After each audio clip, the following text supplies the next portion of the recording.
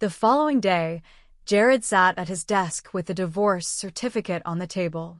He looked at it for a moment and threw it in the trash can. At that moment, Ben came forward and said respectfully, "Mr. Farrell, the chairman of the Trident Group has called you." "Makenna's father?" Jared gathered himself and picked up the landline. "Uncle Trenton." A middle-aged man with a raspy voice was on the other end of the line. "Jared, has Makenna been quite obedient at your house these past few days?" "I haven't had time to visit her lately, so your aunt has been going over to relieve her boredom." "I was afraid she would complain." Jared's voice was steady. "Uncle, don't worry, Makenna is recovering well these days, and my mother often spent time with her." "Oh, that's good." Trenton asked tentatively, "I've heard something. They say Makenna's car accident 6 years ago was related to your ex-wife." Yesterday, Makenna's mother went to see Makenna and asked some questions, but Makenna has been evasive. "Jared, do you know what's going on?" Jared was stunned and pursed his lips, not answering immediately. "Jared, are you listening?" After a while, Jared frowned. "That car accident did have something to do with Amber." Trenton intoned, "As you know, Makenna, my beloved baby girl. The accident 6 years ago almost crushed your aunt and me. The first person Makenna saw when she woke up was you, which shows how deeply she feels about you. As for your ex-wife or Makenna, I think you know very well who is more important." Jared lowered his eyes. "Yes." The person on the other end of the phone seemed satisfied. "Jared, I'm sure you'll be the worthiest person Makenna can trust." Hanging up the phone, Jared pondered for a moment. After a while, he called Ben in. "There's something I need you to get done." Amber exited the headquarters building of Goldstone Company, side by side with Jeremy and Cole. Cole grinned as he hooked Jeremy's shoulder and gave him a thumbs up. "That was brilliant just now." You didn't see the old men's faces turn livid. "Jeremy, your solution is really good." Haha. Amber couldn't help but curl her lips.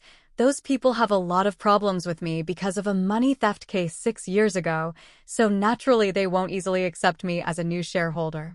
But Jeremy's solution worked and they were dumbfounded. She hadn't asked Jeremy how he and Grandpa had met or why he knew something about Goldstone Company. Jeremy was a model now, but everyone had their secrets. You just have to respect that. Grandpa had gone to such lengths to get 51% of the shares, so she was going to use them to get a firm foothold in Goldstone Company and get to the bottom of what happened 6 years ago. As for the Gardner family, her eyes twinkled. There was no rush, and she was going to take it one step at a time. "Baby, you're a person of status now. In the future, you can't be sloppy in your dressing, and you can't let others underestimate you. Come on, let's go and buy some clothes and jewelry." Cole drove them to haute classe. It was a paradise for upper-class ladies, where they could buy luxury goods including clothing, jewelry, and other ultra-expensive items. But their good mood was spoiled by a shrill, mean voice. "Stop right there, you bitch." A familiar insult in a familiar tone of voice. The smile on Amber's face instantly disappeared. She turned around to see Shauna with her arms crossed and her eyes wide. She walked up to Amber, pointed at her nose, and cursed, "You're such a bitch. Not only did you cheat on my son before marriage, but you took my son's money and brought 2 lovers here for shopping? You're disgusting." Jeremy grimaced and stepped in front of Amber. "Watch your mouth." Shauna rolled her eyes, and her voice was as loud as it could be, drawing a large crowd of people around her. "Everybody look. This woman is a shameless slut. She's here hanging out with her adulterers spending my son's money. Look at her, everyone. They're so shameless." Amber felt quite strange. Jared was a talented man, and the Farrell family was a notable family, so how come Shauna was acting like a country bumpkin? Amber's lips twitched. "There's something you should be aware of. Your son and I have been divorced, and I didn't take a single penny from the Farrell family." "Bullshit." Shauna didn't believe her and refused to let her go. "Where did you get the money to come to this fancy place?" "It's from my son, of course."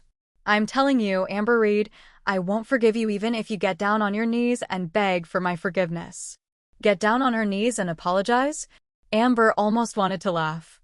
Shauna had never been in her right mind. This woman wasn't worth her time at all, so Amber turned around, about to leave. But Shauna, who was making a scene, wouldn't let her go. I won't let you run away like this. Shauna reached out and grabbed Amber's hair. Cole, who was standing by, pushed Shauna away and pulled Amber behind him. Cole used a bit of force on purpose, so Shauna couldn't control herself and fell backward. Ouch, my ass. She looked up to meet Cole's disgusted gaze. Sitting on the floor, she cried, "There's no justice. I'm an old lady and I've been beaten up by a brat. What's wrong with this world?" The crowd of onlookers grew bigger and soon brought the general manager here. Shauna hurriedly pointed at Cole and complained to the manager, "It was this bastard who hit me. Ouch, my back, it hurts like hell." She was a VIP customer of the shop and had spent a lot of money here, so Mr. Levi, the manager, naturally had to take her seriously. He looked at Amber with a serious look but was shocked when his eyes fell on Jeremy. "Mr." Before he could say anything, he was interrupted by Jeremy. "She's lying. If you don't believe me, go check the security footage." Mr. Levi had been through a lot after all. He rolled his eyes and suddenly behaved like a different person. He nodded and smiled. "Sure, I'll go get the footage." Seeing this strange turn of events, Amber was a little more curious about Jeremy. Was he really just a poor student from a small village?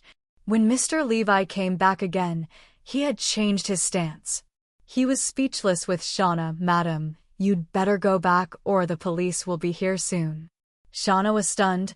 "What police?"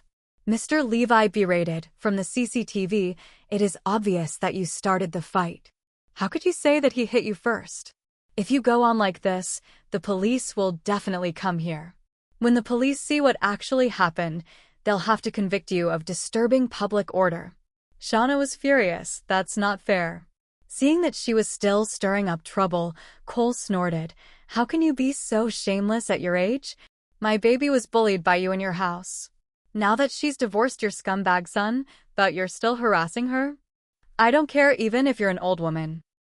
If you piss me off again, I'll screw you up, you old hag." Shauna, taken aback by Cole, gritted her teeth and had to reluctantly leave the place. Cold scud. To deal with the wicked, you have to use the wicked ways. His mobile phone suddenly rang.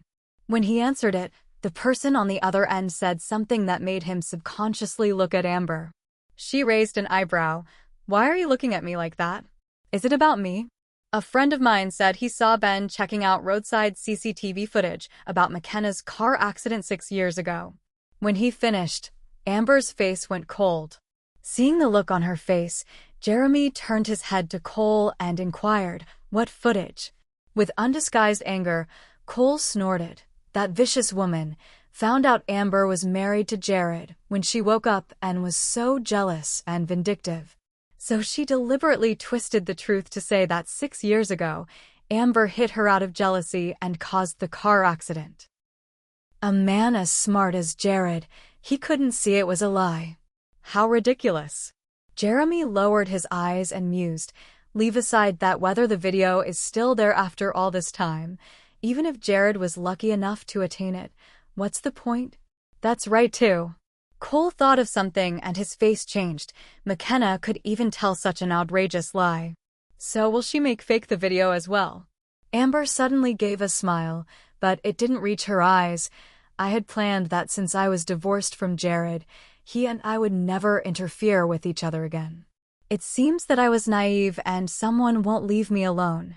Trenton had something to do with his father being wrongly accused, and his daughter blamed her for the car accident as soon as she woke up. The bad apple doesn't fall far from the tree. Did they think bullying her was duck soup? Amber curled her lips and smiled brightly. If Makenna doesn't make a fool of herself, naturally I won't do anything about it. But if she tries to harm me, I will make her understand that I am no slouch either. Please download Novels Ago and search the code in the upper left corner to continue reading.